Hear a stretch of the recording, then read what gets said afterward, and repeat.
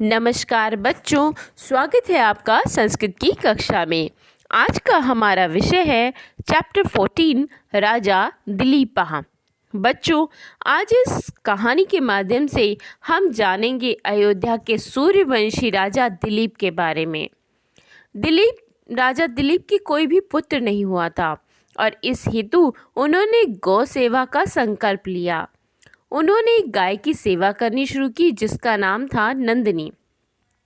एक दिन हिमालय के जंगलों में राजा दिलीप जब इस गांव को चरा रहे थे तब वहां एक शेर आया और उसने नंदिनी पर आक्रमण किया।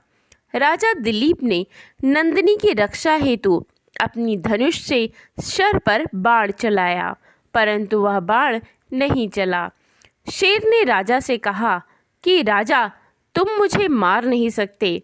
मैं बहुत भूखा हूँ और अपनी भूख मिटाने हेतु इस गाय का भक्षण करूँगा।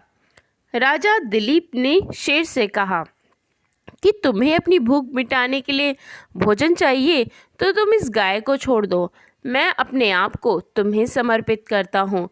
मेरे शरीर से तुम अपनी भूख मिटाओ। शेर ने राजा से कहा कि राजा, तुम कैसे प्राणी हो कि एक पशु मात्र के लिए अपने आप को समर्पित कर रहे हो। राजा ने फिर कहा, तुम्हें इससे क्या लेना, तुम अपनी भूख मिटाओ। मैं क्षत्रिय हूँ और तीनों लोकों में यह प्रसिद्ध है, जो विनाश से बचाता है वही क्षत्रिय कहलाता है। राजा दिलीप के इस समर्पण से नंदिनी को शेर ने छोड़ दिया और इस तरह से स्वयं को समर्पित कर राजा ने गौ की सेवा की। अब आइए बच्चों, पढ़ते हैं इस कहानी को विस्तार से। एकदा सूर्यवंशे दिलीपो नाम राजा अभवत। एकदा एक बार सूर्यवंश में दिलीपो नाम राजा अभवत। दिलीप नाम के राजा हुए। एक बार सूर्यवंश में दिलीप नाम के एक राजा हुए।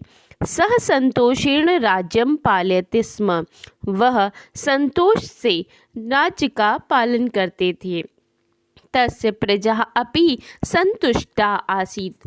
तस्य उनकी प्रजा भी संतुष्ट थी, परंतु पुत्रस्य अभावेन राजा तस्य भार्या सुदक्षिणा च अतीव दुःखम अनुभवति स्म।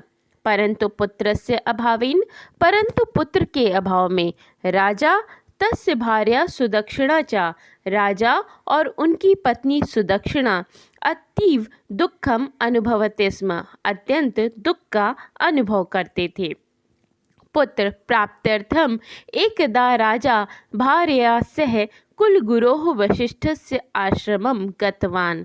पुत्र प्राप्त्यर्थम, पुत्र को प्राप्त करने के लिए एक बार राजा भार्यया सह कुलगुरोः, राजा अपनी पत्नी के साथ, भार्यया सह अपनी पत्नी के साथ, कुलगुरु वसिष्ठस्य आश्रमं गतवान्, वशिष्ठ के आश्रम गए। एक बार अपनी पत्नी के साथ राजा दिलीप कुलगुरु वशिष्ठ के आश्रम गए। किंचित ध्यात्वा मुनि अवदत्।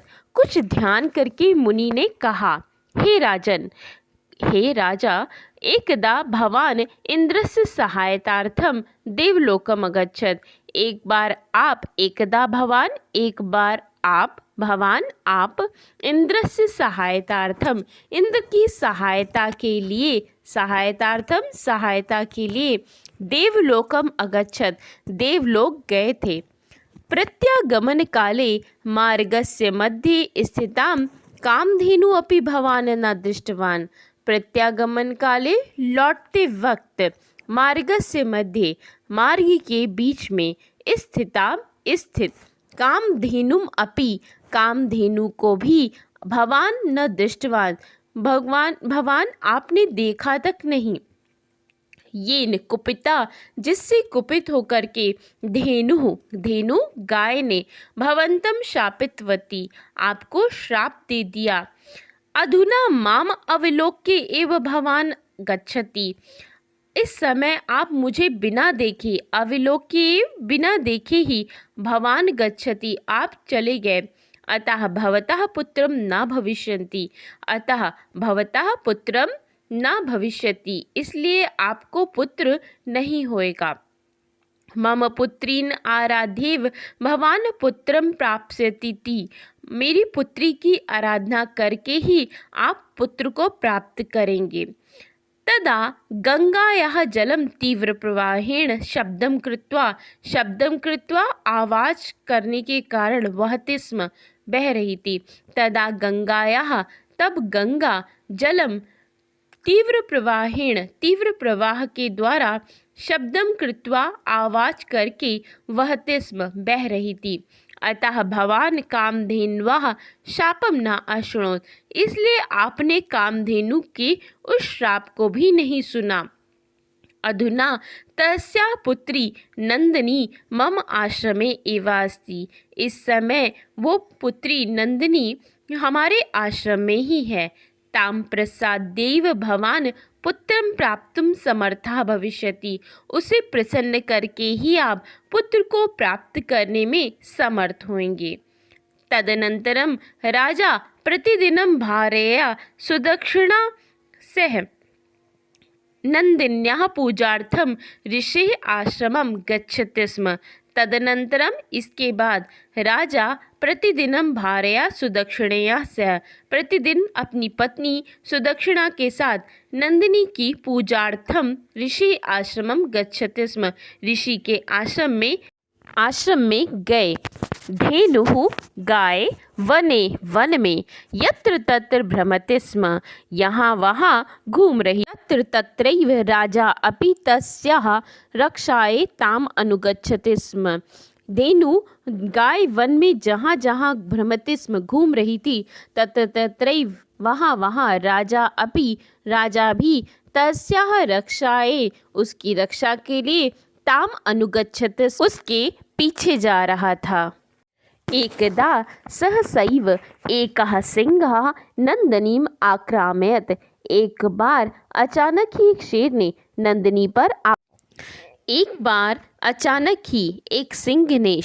नंदिनी पर आक्रमण किया। धेनवः उच्चैः क्रन्दनं श्रुत्वा राजा तत्र गत्वा सिंहम् अपश्यत्, धेनु के ऊंचे क्रंदन को सुनकर, रोने की आवाज़ सुनकर के राजा तत्र गत्वा सिंहम अपश्यत्, राजा ने वहाँ पर जाकर के शेर को देखा। तम च नंदिनी मोचितुम प्रार्थितवान, और उससे नंदिनी को मोचितुम छोड़ने के लिए प्रार्थना की। परंतु क्रूरः सिंहः धेनुं न मुक्तवान, परंतु क्रूर शेर ने धेनु गाय को नहीं छोड़ा। यावत राजा सिंहम हंतुम शरम धनुषी योजयति, जब तक राजा ने शेर को मारने के लिए शर बाण को धनुष में लगाया, तावत तस्य करद्वयमेव स्तंभितम अभवत्, तब तक उसके दोनों हाथ जोड़ करके आश्चर्यजनक तरीके से स्तंभित हो गए। विहस्य सिंहा राजानम अवदत्, हंस करके शेर ने राजा से कहा, हे राजन, अहम साधारण सिंहा नास्मि, हे राजा, मैं कोई साधारण सिंह नहीं हूँ। अहम देव्याः पार्वत्याः पुत्रः, मैं तो देवी पार्वती का पुत्र हूँ। तस्याः आज्ञा एव अहम तस्याः पुत्र सदृशान एतान वृक्षान परिपालयामि, उनकी आज्ञा से ही मैं उनके पुत्र के समान इन वृक्षों का पालन करता हूँ। एषा धेनुः अत्र आगतः, यह धेनु गाय अत्र आगता, यहाँ पर आ गई। अतः अहम एताम भक्ष्यामि, इसलिए मैं इसे खा रहा हूँ। दिलीपः सिंहम प्रार्थयत, दिलीप ने सिंह से प्रार्थना की, हे सिंह, एषा धेनु महर्षि वशिष्ठस्य धनम अस्ति, ये धेनु यानी ये गाय महर्षि वशिष्ठ का धन है। एषा धेनु अपि, ये गाय भी महर्षि वशिष्ठ का धन है। अहम अस्याः रक्षकः अस्मि, मैं इसका रक्षक हूँ। भवान एनाम विहाय माम भक्ष्यतु, आप इसे छोड़ करके मुझे खा लें। एवं कथित्वा राजा खड्गेन स्वशिरा कर्तित्वा सिंहाय समर्पितुम उद्यतः अभवत्, ऐसा कह करके राजा खड्ग के द्वारा, तलवार के द्वारा सोचे रहा, अपने सिर को कर्तृत्वा काट करके सिंहाय समर्पितुम उद्यता अभवत्, सिंह को समर्पित करने के लिए उद्यत हुआ, तैयार हुआ। परम आश्चर्यम, परंतु आश्चर्य है, राज्ञः कंठे पुष्पमाला एव पतिता, राजा के कंठ में पुष्पमाला ही गिर गई। सिंहः अंतर्ध्यानम अभवत्, और शेर अंतर्ध्यान यानी गायब हो गया। नंदिनी प्रसन्ना भूत्वा राज्ञे वरम अयक्षत, नंदिनी ने प्रसन्न होकर के राजा को वर दिया। हे राजन, अहम भवतः श्रद्धायाः विश्वासस्य गुरुभक्तेः च परीक्षां गृहीतवती। हे राजा, अहम भवतः, मैंने आपकी श्रद्धायाः, श्रद्धा को और विश्वास को, गुरु भक्ति और गुरु भक्ति की परीक्षा ग्रहण की। भवान सफला अभवत्, भवान आप सफल हुए। उत्तिष्ठ, उठो, अहम तुभ्यम वरम ददामि, मैं तुमको वर देती हूँ। यत् शीघ्रमेव भवतः पुत्रः भविष्यति, कि शीघ्र ही आपको पुत्र की प्राप्ति होए। इति, ऐसा। प्रसन्नः राजा वशिष्ठस्य आश्रमं प्रत्यागच्छत्, प्रसन्न होकर के राजा वशिष्ठ के आश्रम में गए। महर्षि अपि राज्ञे आशीर्वादम अयक्षत, महर्षि ने भी राजा को आशीर्वाद दिया। तदनंतरम राजा सुदक्षिणया सह राजधानीम आगच्छत, इसके बाद राजा सुदक्षिणा के साथ राजधानी को आ गए। नंदिन्याः कृपया तस्य गृहे पुत्र जन्म अभवत्, नंदिनी की कृपा से उन राजा के घर पुत्र का जन्म हुआ। नंदिनी की कृपा से उनके घर पुत्र का जन्म हुआ। तस्य नाम रघु अभवत्, उसका नाम रघु हुआ। एषः रघु एव अयोध्या नरेशस्य दशरथस्य पितामहः श्रीरामस्य च प्रपितामहः आसीत्, और यही रघु अयोध्या के नरेश दशरथ के पितामह यानी बाबा, और श्री रामस्य च प्रपितामह, और श्री राम के परबाबा थे। एतस्य रघो चरित्रम वर्णयन, इन्हीं रघु का चरित्र वर्णन करने के लिए ही महाकवि कालिदास ने रघुवंश नाम महाकाव्यम रचितवान, रघुवंश नाम के महाकाव्य की रचना की। तो बच्चों, इस प्रकार से इस कहानी के माध्यम से हमने जाना राजा दिलीप और रानी सुदक्षिणा के द्वारा रघुकुल के वंशज राजा रघु के पुत्र जन्म की कथा के बारे में। आइए अब एक नज़र डालते हैं पाठ में आए क्लिष्ट शब्दों के अर्थों। विहाय छोड़कर, खड्गेन तलवार में, अंतर्ध्यानम गायब हो जाना, प्रपितामह परदादा, रचितवान रचना की। बच्चों, अगली कक्षा तब तक के लिए नमस्कार। घर पर रहें, सुरक्षित रहें।